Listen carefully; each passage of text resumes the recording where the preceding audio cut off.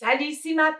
C'est à mon tour de vous présenter mes 10 meilleures lectures de l'année 2023.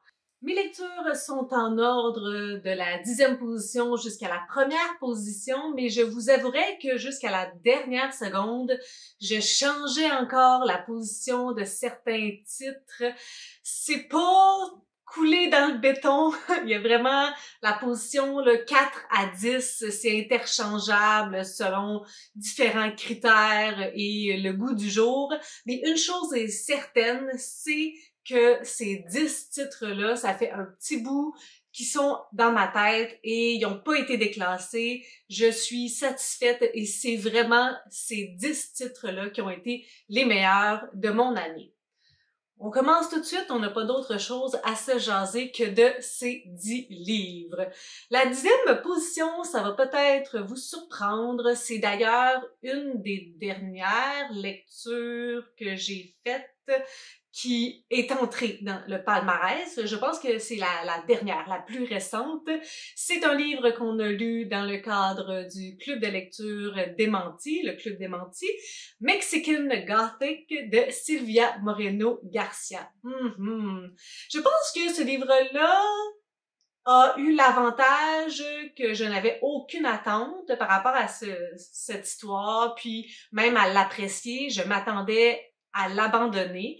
Mais d'un autre côté, il y a vraiment une petite gimmick très plaisir coupable. Dans un certain sens, ça me fait un petit peu penser à mon autrice de plaisir coupable, V.C. Andrews. Donc, de quoi ça parle? Le Mexican Gothic, on va suivre Noémie. En fait, son père va demander à Noémie de venir le voir parce qu'il a reçu une lettre de sa cousine Catalina qui est maintenant mariée à un certain Doyle et vit dans un château très très loin. Ils n'ont pas eu vraiment de nouvelles d'elle depuis qu'elle est mariée, ce qui est pas normal, mais en même temps, bon, tu sais, lorsqu'on se marie et tout ça, ça se peut, tu sais, qu'elle a oublié de donner des nouvelles à sa famille. On est autour des années 1950 et donc notre cher padre va dire à Noémie, ben, j'aimerais ça que t'ailles voir qu'est-ce qui se passe, puis si tu te rends compte qu'elle va vraiment pas bien, ben on va la rapatrier, sinon, ben peux-tu essayer de faire en sorte qu'elle aille mieux ou comme de comprendre c'est quoi le problème, parce que la lettre était assez inquiétante, empoisonnement, vision, elle serait captive, c'est confus, c'est inquiétant. Donc, c'est ça qui va se passer. Noémie va s'en aller à ce dit château dans un trou perdu nulle part. Un château glauque où la lumière est éteinte, où il fait froid, où il fait silence. Ouais, il fait silence.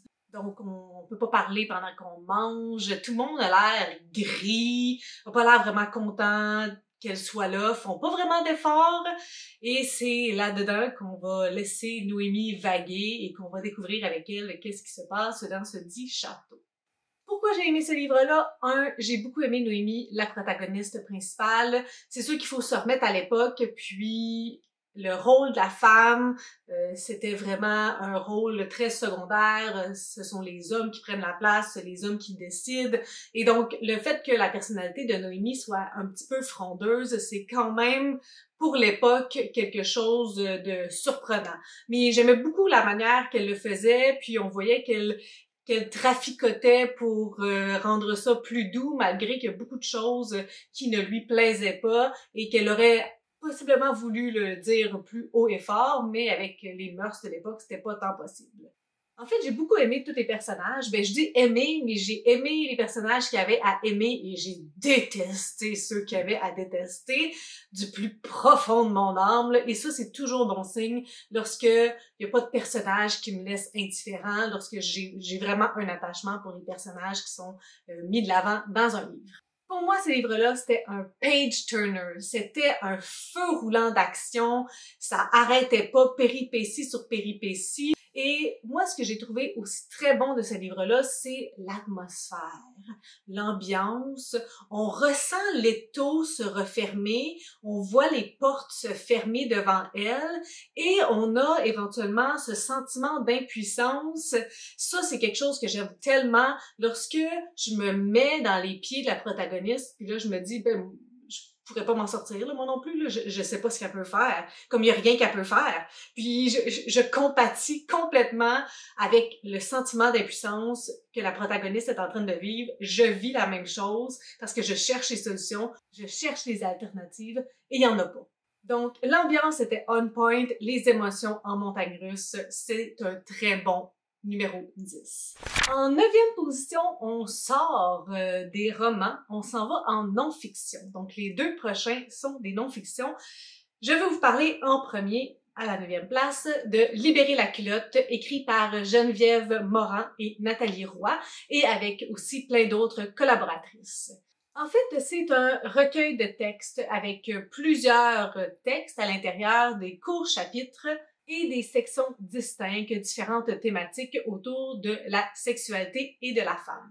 Ce que j'ai aimé à l'intérieur de ça, c'est qu'il y a un discours très inclusif, une diversité de textes, une diversité de personnes qui ont écrit ces textes.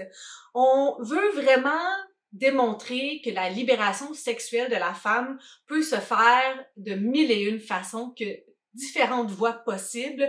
On parle de relations amoureuses, de relations sexuelles, d'absence de relations par choix ou non. On a des propos diversifiés, des témoignages à cœur ouvert, très intimes. Il y a aussi quand même un volet qui vient avec ça qui est plus difficile, donc on va aborder les traumas parce que qui dit être femme dit avoir possiblement déjà entendu des propos déplacés à son égard, avoir vécu des gestes déplacés ou de la violence physique ou sexuelle. Donc cette partie-là qui est quand même assez difficile, qui fait partie du livre. Toutes ces réalités-là qui font en sorte que les femmes développent des gestes de protection et aussi une certaine hypervigilance à toutes les situations, qu'on oublie que la norme, ça devrait être tout simplement de se faire respecter. Donc, c'est comme un ouvrage entier que je recommanderais à tout le monde de lire parce que je trouve que c'est quelque chose de très important. Je trouve ça super important aussi qu'on n'a pas juste un point de vue, que se libérer, c'est de cette manière-là. Je pense que tout le monde peut trouver son compte et à la fin de ça, l'objectif, c'est de se dire, ben, moi, est-ce que je suis libérée? Si oui, tant mieux. Sinon, ben, qu'est-ce qu'il me manque? Où est-ce que je suis rendue dans mon cheminement? Qu'est-ce que j'ai besoin? Je pense que c'est un ouvrage qui permet de réfléchir sur tout ça. En 8e, est-ce que je pouvais vraiment passer une année sans avoir Fanny Demeule dans mon top? Certainement pas!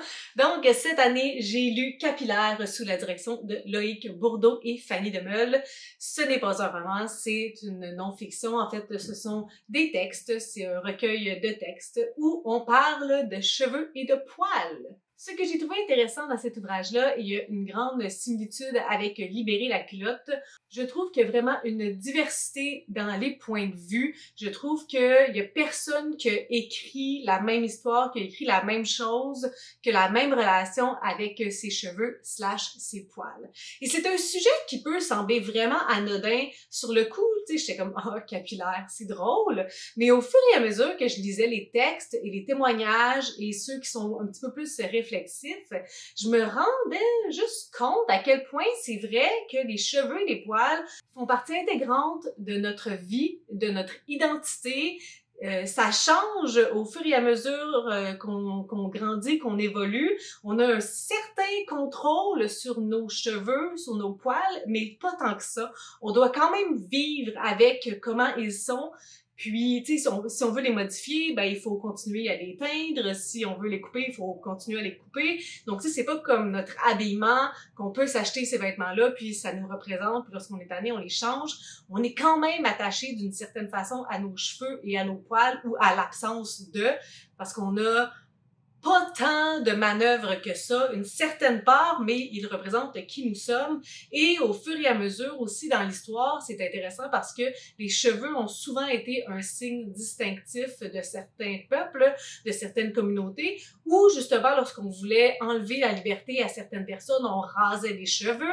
Donc, c'est vraiment quelque chose là, de beaucoup plus profond que ce que ça peut sembler et de beaucoup moins ludique et comique, de beaucoup plus sérieux. Donc, j'ai vraiment beaucoup apprécié ce recueil et tous les textes qui sont à l'intérieur. J'ai l'impression qu'il n'y a pas de personnes qui se répètent. On va à différents endroits, on parcourt différentes avenues, on réfléchit à différents point sur le sujet des poils et des cheveux. En 7e position, je pense que vous l'attendiez parce que j'ai lu Delphine de Vigan toute l'année. Donc, comment j'aurais pu sur...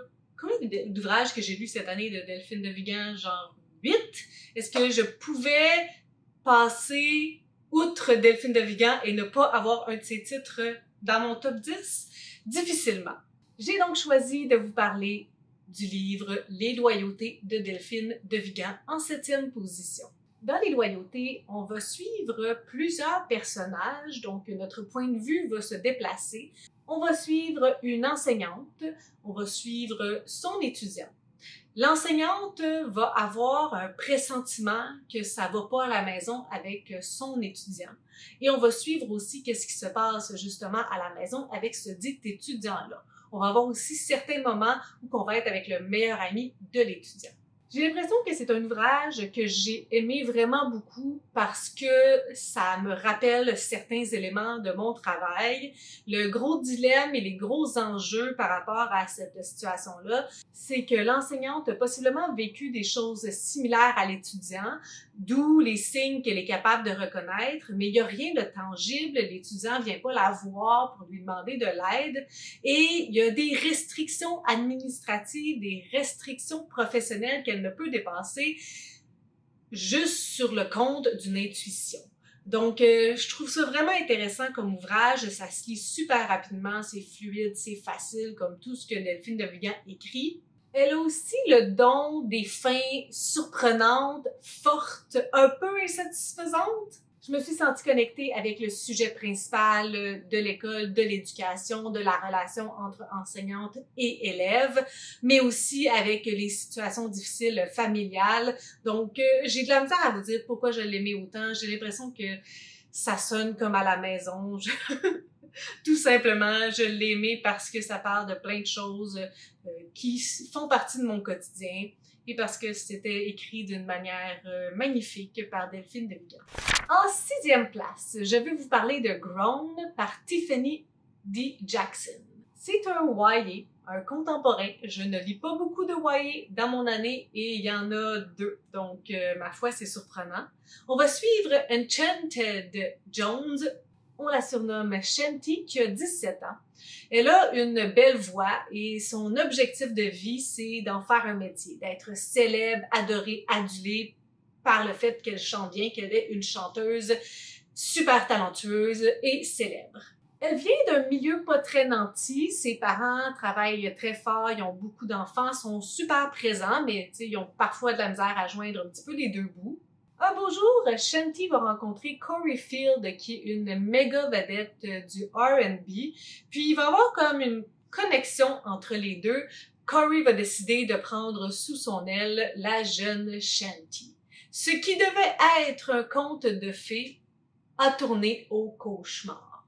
Ce livre-là, ce sont des tout petits chapitres. C'est un page-turner, ça se lit super facilement, c'est super prenant. On est avec cette jeune fille de 17 ans qui représente exactement ce que l'on est à la jonction du jeune adulte. Donc, la terre est devant nous, on est plein d'espoir, on est naïf, on pense qu'il y a juste des bonnes choses qui peuvent se passer, qu'on est the chosen one. On ne voit pas les signaux, on ne fait pas nécessairement attention, on se protège pas, on fonce dedans et c'est pas mal ce qui se passe. On va avoir affaire à Corey qui est un grand manipulateur avec une équipe bien rodée autour de lui qui est célèbre en plus. On est dans une époque avant MeToo, même si en tout cas aujourd'hui c'est sûr qu'il y a encore des choses comme ça qui se passent lorsqu'on est riche et célèbre. Ça a l'air qu'on a le droit de faire presque ce qu'on veut. Donc, on est dans cette situation-là. Ce que j'ai aimé de ce roman-là, qui est pas tout le temps présent, en fait, qui est très rarement présent, c'est que les parents étaient encore là, puis s'inquiétaient du fait que Shanti leur répondait pas, s'inquiétaient du fait qu'ils n'étaient pas capables d'avoir accès à elle, d'y parler, donc ne se laissaient pas nécessairement démotiver ou n'acceptaient pas le non comme réponse, n'acceptaient pas l'absence de communication, voulaient quand même rester présent dans sa vie, même si elle était portée par un chanteur célèbre et que c'est choses allaient bien. Donc ça, c'est quelque chose que j'ai trouvé de rafraîchissant, qu'on n'a pas juste des parents désabusés, des parents qui se disent « bah, ben, elle a réussi, tant mieux », puis qui laissent tomber. Non, j'ai vraiment aimé qu'ils soient présents puis qu'ils fassent tout en leur possible, même s'ils se battent contre une énorme machine et que, tu sais, ils ont pas beaucoup de moyens, mais ils aiment leur fille et ils ne peuvent pas accepter qu'elle soit juste partie comme ça pour la célébrité. C'est pas une option. Dans ce livre-là, je vous dirais qu'il y a beaucoup de triggers, il y a beaucoup de choses qui vont venir vous chercher. On va parler de racisme, on va parler de misogynie, on va parler de célébrité, de tout ce qu'on a le droit de faire lorsqu'on est riche et célèbre. On va parler de ce que l'argent nous permet de faire. On va parler aussi des victimes et du fait que les femmes ne sont pas crues, particulièrement pas lorsque vous êtes une femme noire. Donc, c'est un ouvrage qui graffigne définitivement. En 5e position, j'y vais avec Jusqu'à ce que ça fasse bang d'Alexandra Larochelle.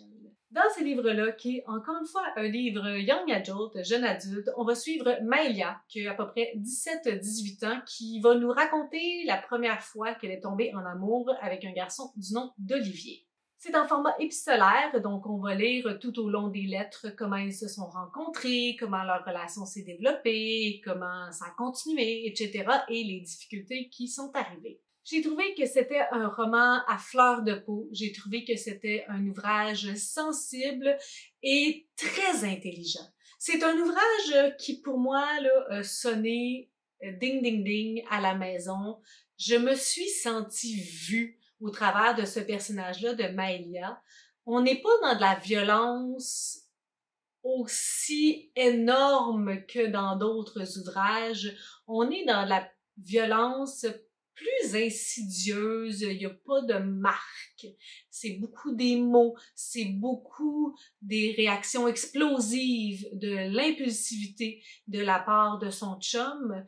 Et c'est aussi une relation qui semble parfaite de l'extérieur. C'est une fille qui a pas beaucoup de capacité à communiquer, dans le sens qui a tendance à se recroqueviller sur elle-même, à garder ses émotions, à garder son ressenti, à ne pas répondre, à ne pas mettre un pied à terre.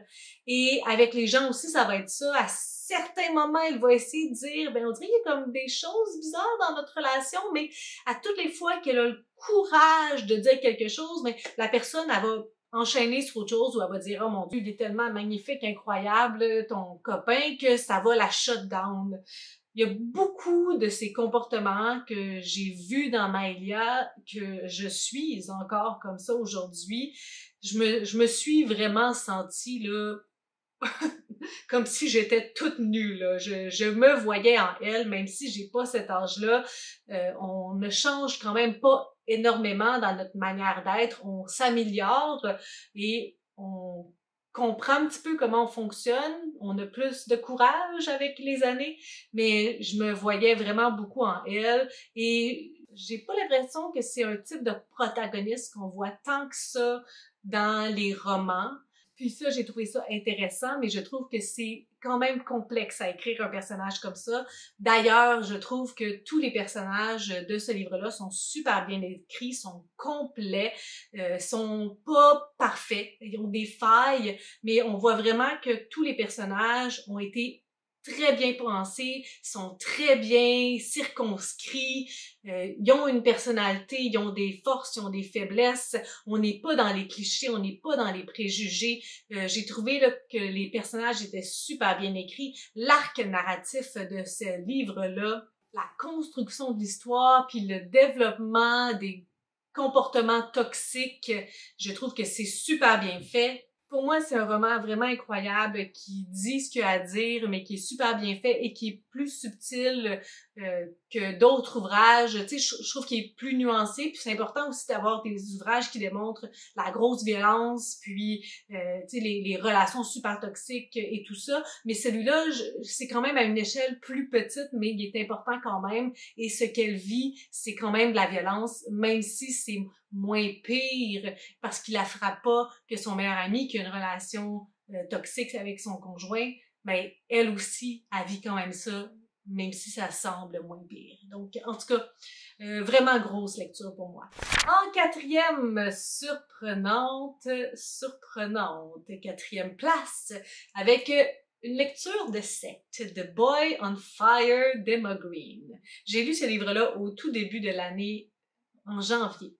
Et ça a été vraiment une grosse lecture. Donc, on va suivre en alternance deux personnages. Jagger, qui veut aller dans la secte, là où est son frère. Son objectif, c'est de le sortir de là. On va suivre en alternance Nell, qui est dans cette secte depuis son enfance. On sait qu'elle s'est sauvée il y a quelques années, mais là, elle est de retour, de son plein gré ou non, on ne sait pas au début. C'est une romance new adult, mais je vous dirais que c'est pas mal plus que ça. Et je ne sais pas si je recommanderais ce livre-là aux gens qui aiment la romance, parce que pour vrai, c'est une romance où il faut avoir le cœur accroché. Moi, j'ai adoré ce livre-là, mais rien à voir avec la romance. Je vous dirais que c'est un genre de Grumpy Sunshine pour utiliser les termes et les tropes de la romance.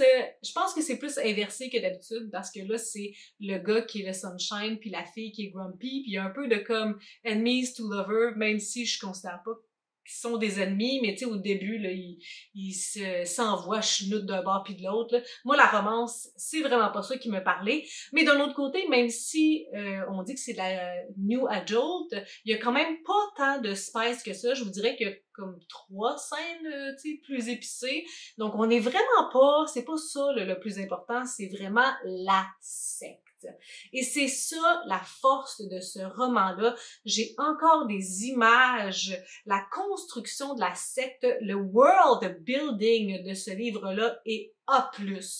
On comprend comment les gens sont recrutés, on comprend comment l'organisation de la secte elle est faite, les différents castes, qui a le pouvoir, comment le gourou fait en sorte pour avoir du pouvoir sur certaines personnes. Les femmes, ce sont des objets, les hommes ont des armes, les hommes contrôlent, les femmes sont au service des hommes, les femmes servent à être mariées, les femmes sont pures ou les femmes sont impures, ils font de la couture, ils font de la nourriture, les hommes s'occupent d'aller recruter. Donc ça là, c'est vraiment comme le mécanisme qui est super bien expliqué. L'atmosphère là, elle est A+. On se sent comprimé, on sent que on est pris dans un étau, on essaie de voir comment il pourrait s'en sortir. On voit que le but de Jagger, c'est un but très dangereux de rentrer dans une secte super stricte et de penser qu'il va juste pouvoir sortir son frère comme ça de là. C'est très risqué et c'est très dangereux. Et Nell, tu sais, on se demande comment elle a fait pour sortir. Est-ce qu'elle veut encore s'en aller? Est-ce qu'elle peut s'en aller? Donc, pour l'aspect de la secte, si vous aimez ça, lisez-le, ça vaut la peine. La romance vous dérangera pas parce qu'elle est tellement peu présente dans ce livre-là. Elle est là, ça fait un petit peu bien dans les moments qui sont super chargés de comme descendre l'atmosphère, puis de diminuer la pression, puis de lire quelque chose de comme tu sais, un petit peu plus le fun, puis tu sais, ils sont contents de se voir, puis ils vont éventuellement s'aimer, mais ça se passe pas rapidement comme ça, là. Donc, ouais, vraiment grosse lecture pour moi en 4e position. Un page-turner, mais très chargé au niveau émotif. On y va pour la 3e place. Les places 1, 2, 3, là, je pense que vous les savez déjà. Donc, en 3e place, on y va avec Les éclats de Bret Easton Ellis. Qui d'autre? Quoi d'autre? Dans ce livre-là, on est dans la dernière année du secondaire de Bret. Il a décidé pour la dernière année de comme prendre un step back, de se dissocier un petit peu de ses amis, puis de la vie de l'école. Lui, il est vraiment prêt à passer à autre chose. Mais cette année-là, il y a plein de choses étranges qui vont se passer. Entre autres, il y a l'arrivée d'un nouveau qui s'appelle Robert, puis ça coince avec Bret. Il trouve qu'il y a des trucs étranges à propos de Robert. Tout le monde l'aime donc ben beaucoup, ce gars-là, puis Bret, il est comme... Vous voyez pas qu'il y a comme des gros red flags partout, ce gars-là? Mais non, semblerait que non. Il y a aussi le Trawler, un meurtrier en série, qui est dans leur ville pendant cette dernière année-là. Des disparitions de filles, des animaux qui sont charcutés, il va y avoir des cambriolages, donc il y a de l'action dans cette année-là. Ils ont 17 ans, mais ce sont des jeunes qui vivent la grosse vie sale, c'est plein de drogue, plein de sexe, sont full cash, des parents absents. On est dans ce genre d'ambiance-là. Ah mon Dieu! Que c'est que je peux vous dire de ce livre-là? J'ai tellement aimé ce livre-là, mais j'ai tellement détesté certains aspects du livre. C'est fascinant parce que je peux pas vous en parler de manière uniquement positive, mais ce qui m'en reste de ce livre-là et l'expérience lecture que j'ai vécue avec ce livre-là est quasiment inégalable. Il y a des descriptions, beaucoup de descriptions, beaucoup de répétitions. Au début, ça va pas trop vite. Il nous décrit des vêtements, ses amis. J'étais comme, on s'en va où avec ça? Moi, ce qui a commencé à m'accrocher, c'est vraiment lorsqu'il nous a parlé du trawler, puis des filles qui ont disparu. Là, je trouvais ça intéressant. J'étais comme, oh mon Dieu, ça faisait un petit peu comme un thriller. Puis là, je vais devoir vous dire, ce n'est pas un thriller. La fin, elle est pas comme un thriller. Donc, dites-vous qu'on suit la dernière année du secondaire de cette gang d'amis-là, mais que il y a des petites choses sur le côté qui se passent, qui sont bien intéressantes, mais vous aurez probablement pas les réponses à vos questions. C'est un livre où il y a beaucoup de répétitions, où il y a beaucoup de tease. Ah, la troisième fille qui a disparu, mais attendez, là, je vais pas vous en parler tout de suite, là. Je vais vous parler d'autres choses en attendant. Fait que, tu sais, comme, c'est tout le temps un petit peu ce procédé-là qui donne envie de lire, mais qui en même temps augmente les attentes. Et je trouve que les attentes n'ont pas toujours été atteintes. Moi, là, ce que j'ai trouvé fou de ce livre-là, c'est l'ambiance. Elle était on point.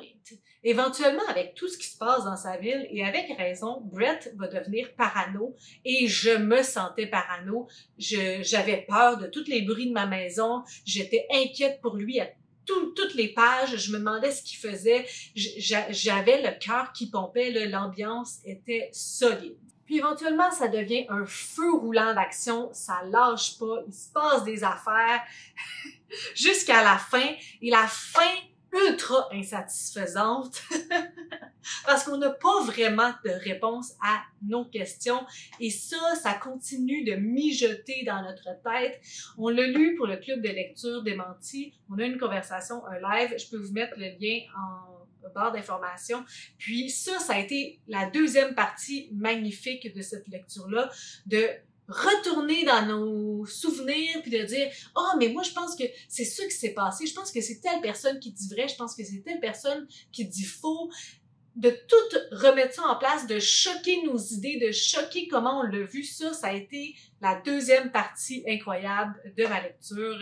Quelle troisième place qui est une montagne russe d'émotions que j'ai aimé et que j'ai détesté, mais tout ça pour une troisième place quand même. Deuxième place. Je vous avouerai que j'ai tergiversé beaucoup entre la 1 et la 2, mais je pense qu'avec l'année que je viens de passer et le fait que je vous ai cassé les oreilles cette année pour un livre en particulier, j'ai pas le choix de le mettre en 1. Mais pour vrai, dans mon cœur, c'était pas évident. La deuxième place, c'est le livre Deux sœurs pour un roi de Philippa Grigori. En fait, la différence avec mon top 1, c'est que je connaissais vraiment pas l'histoire de cette époque 1530 avec le roi Henri VIII. Donc, j'ai vraiment appris beaucoup de choses dans cet ouvrage-là. Donc, on est à la cour, on va suivre Marie et Anne Boleyn. Et en fait, on est dans la tête de Marie, qui est la plus jeune des deux sœurs. Au début, elle a comme 12 ans. Et c'est bien particulier parce que le roi Henri VIII aime beaucoup les jeunes filles genre 12 ans, même si lui, c'est un vieux, tu sais. Ben, un vieux pour l'époque, il est pas si vieux que ça comparativement. Il est sûrement comme la même âge que moi, un petit peu plus vieux que ça, là, quand même. Mais, tu sais, comparativement à une fille de 12 ans, c'est un vieux.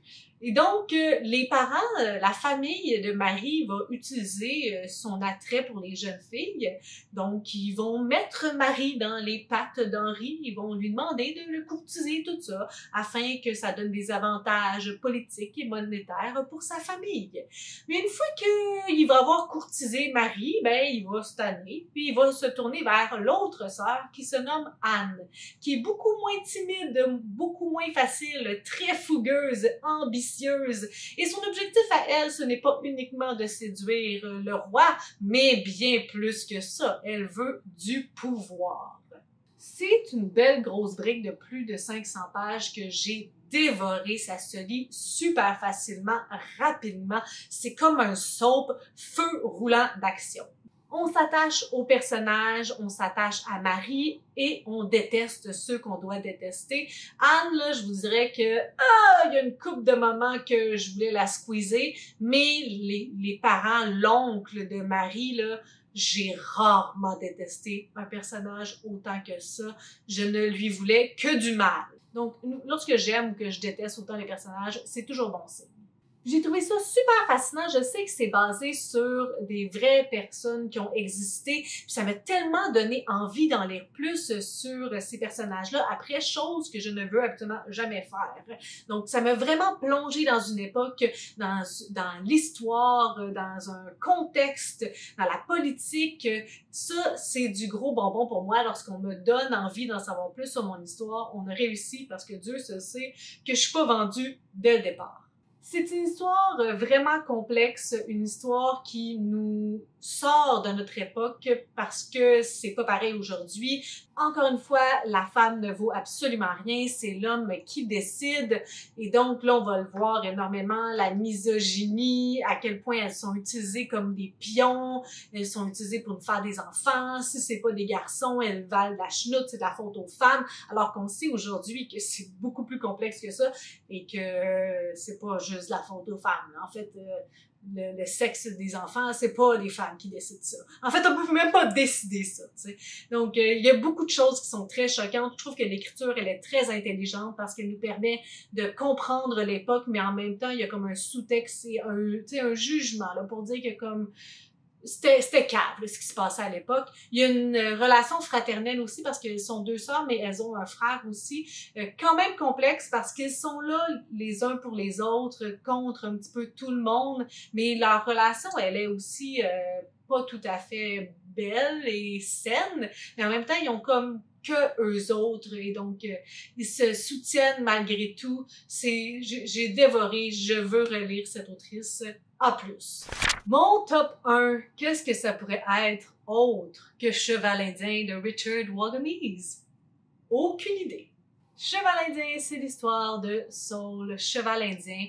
Au tout début du livre, il est en centre de désintoxication. Il est rendu quand même un homme plus âgé, rongé par ses démons. Les intervenants du centre vont lui proposer d'écrire son histoire pour essayer de passer à autre chose, pour essayer de se soulager, puis d'arrêter de boire autant parce qu'il est en train de se tuer. On va retourner dans le temps. On va partir de l'enfance de Saul, le cheval indien, qui est un Ojibwe Anishinaabe, qui vivait nomade avec sa famille, jusqu'au jour où il a été enlevé et placé dans un pensionnat autochtone où on a tout fait pour l'acculturer, pour enlever sa culture, pour en faire un petit blanc. On lui a fait perdre sa langue, on lui a fait perdre ses mœurs, ses coutumes, ses croyances. La seule chose qui lui donnait un petit peu de bonheur à cette époque-là, c'était le hockey, un sport qu'il a découvert et auquel il était, ma foi, très doué. Donc, je m'arrête là, mais vous comprenez que c'est toute une valide. J'en ai parlé en long, en large de ce livre-là. Pour moi, ce livre-là, c'est un ouvrage difficile, c'est un ouvrage nécessaire, c'est un ouvrage qui se lit vraiment très bien au niveau de l'écriture. C'est un ouvrage qui sent le vécu, c'est un ouvrage qui ne s'épanche pas, c'est assez rapide, efficace, succinct, mais les mots sont là et ils ont la portée qu'ils doivent avoir, ils font mal. On s'attache immédiatement aux personnages, au petit Saul cheval indien et aux personnes qui vont avoir une lumière dans sa vie. C'est un livre où on va vraiment bien ressentir toutes les émotions. Il y a beaucoup de thématiques très importantes dans cet ouvrage-là. Et il y a aussi une réflexion qu'on doit avoir par rapport à soi-même. Et c'est aussi quelque chose qui est arrivé. Les pensionnats autochtones ont existé et on sait qu'ils ont été absolument cruels. Et ça a eu des énormes proportions. C'est super grave ce qui s'est passé. Donc, je pense que vous comprenez à quel point c'est une lecture nécessaire, à quel point c'est une lecture importante, mais qui ne sera pas facile. Mon Dieu, je finis sur un downer, là, pareil pour mon top 10 de 2023. Mais comment faire autrement, je ne sais pas. Sur ce, j'espère que vous avez fait des belles lectures en 2023. Voici mon top de l'année. Si vous avez des suggestions, des critiques, des commentaires, n'hésitez pas à le faire en dessous de ma vidéo. Je publie une vidéo le samedi. Si vous avez aimé cette vidéo, n'hésitez pas à mettre un petit pouce, à vous inscrire à ma chaîne. Et sur ce, je vous souhaite de bonnes lectures.